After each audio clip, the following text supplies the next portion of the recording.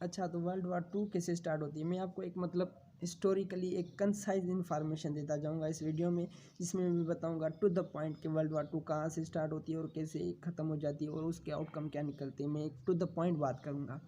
देखिए ना, world War to start होती है स्विट्ज़रलैंड इवेंट से। स्विट्ज़रलैंड एक पोर्शन होता है, एक रीजन होता है जो कि चेकोस्लोवाकिया में आता है। चेकोस्लोवाकिया कंट्री है, उसका ये हिस्सा था स्विट्ज़रलैंड, ठीक है। तो अब उसमें जो मेजॉरिटी ऑफ पॉपुलेशन रहती थी वो थी जर्मन। अब वर्ल्ड वार वन जब एंड हुई तो हिटलर पावर में आने लगा, नाजी पार्टी जो थी वो पावर में आने लगी। तो हिटलर ने ये डिमांड किया कि जो स्विट्ज़रलैंड है ना वो हमें दिया जाए, क्योंकि उसमें मेजॉरिटी ऑफ पॉपुलेशन रहती है ना वो जर्मन रहती है। तो हिटलर ने ये डिमांड की, जो कि लीड कर गई म्यूनिक एग्रीमेंट में, म्यूनिक एग्रीमेंट की तरफ। तो म्यूनिक एक एग्रीमेंट होता है 1938 में। इसमें क्या होता है कि Germany, UK, France, Italy sign करते हैं कि भाई जो स्विट्ज़रलैंड रीजन है ना चेकोस्लोवाकिया का, वो हिटलर को इनेक्स करने दिया जाए ताकि वो हिटलर अपनी जर्मनी के साथ मिलाए। तो वो हिटलर को अलाउ करते हैं, तो ताकि दुनिया में पीस कायम कर सकें। तो हिटलर को ये अलाउ करते हैं। तो हिटलर जो होता है ना वो चेकोस्लोवाकिया के स्विट्ज़रलैंड रीजन को अपने जर्मनी के साथ मिला लेता है, उसको इनेक्स कर देता है। तो अब बात यहाँ से स्टार्ट होती है, एक अपीजमेंट पॉलिसी साइन की जाती है कि अब इससे ज़्यादा हिटलर आगे नहीं बढ़ेगा। यही इवेंट ये जो रीजन है इसको हिटलर को मिल गया। एक बच्चे को चुप कराने की बात होती है ना, तो हिटलर को ऐसे चुप कराने के लिए इन लोगों ने ये दिया।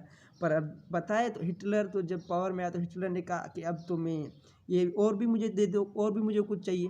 तो हिटलर ने क्या किया कि चेकोस्लोवाकिया को ही इन्वेड कर लिया और चंद ही घंटों के अंदर, चंद ही हावर्स के अंदर एक चेकोस्लोवाकिया को इनेक्स कर लिया, पूरे कंट्री को। पहले स्विट्ज़रलैंड हासिल किया, फिर उसके बाद स्विट्ज़रलैंड हासिल करने के बाद चेकोस्लोवाकिया को ही इन्वेड कर लिया बाद में, कुछ मतलब अरसे के बाद। तो फिर चेकोस्लोवाकिया को अपने जर्मनी के साथ मिला दिया, उसको इनेक्स कर दिया। तो ये जो वीकनेसेस दिखा रहे थे फ्रांस, यूके, उनको कुछ नहीं कर दे, और जो अपीजमेंट पॉलिसी थी उसको तो हिटलर ने ब्रेक कर डाला। अब उसके बाद भी ये देख रहे थे कि भाई जो हिटलर तो था वो तो बढ़ता ही जा रहा था, तो हिटलर ने चुप नहीं किया। हिटलर ने कहा अब ये मुझे कुछ करते ही नहीं है, तो अब मैं क्यों ना और भी कंट्री को अपने साथ मिलाता जाऊँ। एक इम्पीरियलिस्ट रेस चल रही थी। तो हिटलर ने क्या किया, 1940 में पोलैंड को ही इन्वेड कर लिया। अब जब पोलैंड को इन्वेड किया तो हिटलर तो जब पोलैंड को इन्वेड किया तो हिटलर के ऊपर यूके एंड फ्रांस ने बम्बारमेंट स्टार्ट कर ली इन रिस्पॉन्स में। तो फिर क्या किया कि हिटलर ने फ्रांस को इन्वेड कर लिया और 14 हावर्स के अंदर फ्रांस को ही फतेह कर डाला। तो ये हिटलर इनेक्स करता गया और उसके साथ, तो जब हिटलर ने फ्रांस को कनकर कर लिया 14 हावर्स के अंदर, फ्रांस को ही इनेक्स कर डाला, फ्रांस को ही गवर्नमेंट जो थी उसको डिसॉल्व कर डाला, फ्रांस को ही इन्वेट कर लिया। तो ये हिटलर की जो और पावर थी वो बढ़ती गई थी और यूके के साथ भी लड़ाई जारी थी। तो ये वर्ल्ड वार टू ऐसे ही स्टार्ट हो गई आहिस्ता आहिस्ता, फिर मेजर फैलती गई। और जब फ्रांस को इन्वेट करके फ्रांस को कनकर कर लिया हिटलर ने, तो फिर उसके बाद एक साइन एग्रीमेंट हुआ था नाजी सोवियत पैक्ट। तो फिर उसको भी हिटलर ने, तो जिसमें क्या हुआ था कि नाजी सोवियत पैक्ट में क्या हुआ था कि जर्मनी सोवियत को इन्वेट नहीं करेगा। और तो हिटलर ने एक साइन किया हुआ था पैक्ट उसके साथ, सोवियत के साथ, कि आप मुझ पर अटैक नहीं करेंगे, हम आपके ऊपर अटैक नहीं करेंगे, जिस पैक्ट को कहते हैं नाजी सोवियत पैक्ट। तो अब इसमें क्या होता है कि नाजी सोवियत पैक्ट में तो फिर हिटलर जब पावर में आने लगा तो इतनी टेरिटरीज को फतेह करने लगा, तो हिटलर ने क्या किया कि इस पैक्ट को तोड़ के और सोवियत को ही इन्वेट कर लिया, जो कि हिटलर की सबसे बड़ी गलती थी। तो वहाँ की जो हार्श कंडीशन थी वो हिटलर सह नहीं पाया और एट दी एंड हिटलर की आर्मी को सरेंडर करना पड़ा।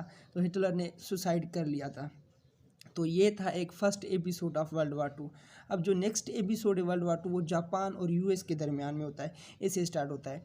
तो अब देखा जाए तो एज हिटलर भी राइज हो रहा था, तो जापान भी मेजर पावर बनना चाह रहा था एशिया में।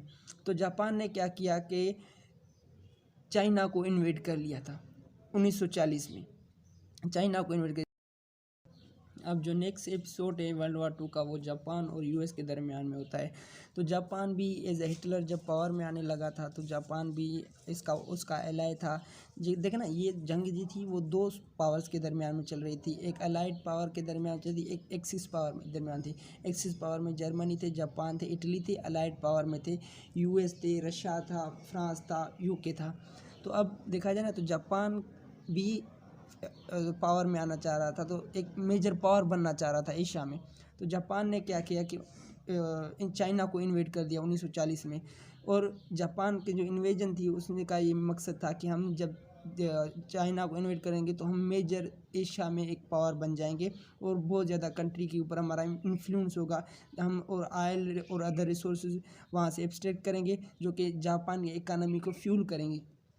तो जो यूएस था वो ये नहीं चाह रहा था, क्योंकि यूएस के इंटरेस्ट थे चाइना में। तो यूएस ने क्या कर लिया कि 1940 में एम्बार्गो कर लिया था। तो उसके जो इंपोर्ट थे जो जापान के वो रोक लिए थे। तो इससे क्या हुआ कि जापान की इकानमी जो थी वो बड़ी उसको लॉस हुआ था। तो इन रिस्पॉन्स में क्या किया कि जापान ने अटैक कर लिया पर्ल हार्बर पे, जिसमें 2400 अमेरिकियों को मार गिराया। तो फिर उसमें इन रिस्पॉन्स में क्या किया कि यूएस ने एटॉमिक बम्स गिरा दिए नागासाकी हिरोशिमा पे। और फिर क्या हुआ कि ऐसे ऐसे वर्ल्ड वार 2 जो थी वो एंड हो गई। जो एक्सिस पावर थे उसको डिफीट हो गए, जर्मनी भी हार गया, जापान भी हार गया, इटली भी हार गया। और जो यूके, फ्रांस, बरतानिया, रशिया नहीं पर सोवियत यूनियन था वो जीत गए और वो अपनी विक्ट्री सेलिब्रेट करने लगे यूरोप में। और जर्मनी को फिर डिवाइड कर लिया और फिर 4 हिस्सों में बंटवा लिया। फिर आहिस्ता आहिस्ता कोल्ड वार की तरफ लीड हुई दुनिया। और फिर ऐसे ऐसे मेजर चेंजेस हैं। अब जो आउटकम्स निकले वर्ल्ड वार 2 के वो ये था कि यूनाइटेड नेशन बनी, सही है। उसके बाद होलोकास्ट हुआ था, जूश का 6 मिलियन जूस मारे गए। और उसके बाद क्या हुआ कि डिफरेंट स्टेट बनना स्टार्ट हो गई। और उसके बाद न्यूक्लियर जो प्रोग्रामिंग थी वो दुनिया में बहुत ज़्यादा बढ़ना शुरू हो गई। और ये सारी की सारी चेंजेस थी और ये की सारे के सारे आउटकम्स थे। Thank you for listening.